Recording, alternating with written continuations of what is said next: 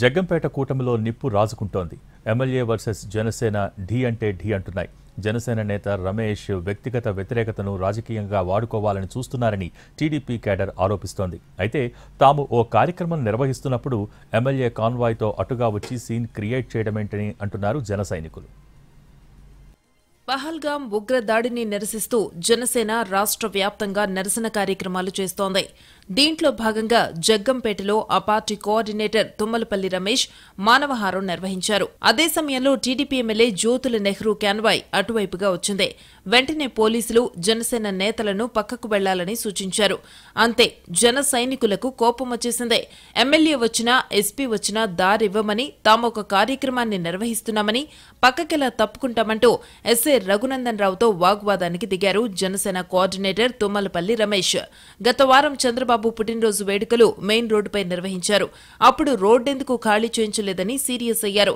దీంతో రెండు పార్టీల వ్యవహారం నియోజకవర్గంలో కాంట్రవర్సీగా మారింది. మరీ అంత చిన్న విషయానికి అంత హడావిడి చెయ్యాలా అని రమేష్పై ఎమ్మెల్యే నెహ్రూ సీరియస్ అయినట్టు తెలుస్తోంది. ఎన్నికలకు ముందు తుమ్మలపల్లి రమేష్ జనసేనలో చేరారు. అప్పటి వరకు జనసేన కోఆర్డినేటర్గా ఉన్న పాఠంశెట్టి సూర్యచంద్ర తనకు సీటు రాలేదని పార్టీకి రాజీనామా చేశారు. వెంటనే రమేష్కి పార్టీ నియోజకవర్గ బాధ్యతలు అప్పగించింది జనసేన. ఆ తర్వాత జరిగిన పరిణామాలతో రెండు పార్టీలకు పడట్లేదు అనే ప్రచారం ఉంది. దీనికి తోడు గత ఎన్నికల్లో రమేష్ జనసేనలో ఉన్నప్పటికీ పొత్తు ధర్మం ప్రకారం టీడీపీ అభ్యర్థిగా నెహ్రూకు పనిచేయలేదని ఆ పార్టీ చెబుతోంది. బయట తమతో తిరిగినప్పటికీ ఆయన ఉద్దేశం వేరే ఉందనేది సైకిల్ పార్టీ వాదన. రమేష్ ముద్రగడ పద్మనాభం ప్రధాన అనుచరుడిగా ఉన్నారు. ఆయన వైసీపీలో చేరిపోవడంతో తుమ్మలపల్లి జనసేన కండువా కప్పుకున్నారు. రమేష్ జనసేనలో ఉన్నప్పటికీ ఎవరికి పనిచేశారో తమకు తెలుసంటున్నారు టీడీపీ క్యాడర్. 2009లో రమేష్ పీఆర్పీలో ఉన్నారు. అదే సమయంలో జగ్గంపేట పీఆర్పీ అభ్యర్థిగా జ్యోతుల నెహ్రూ పోటీ చేశారు.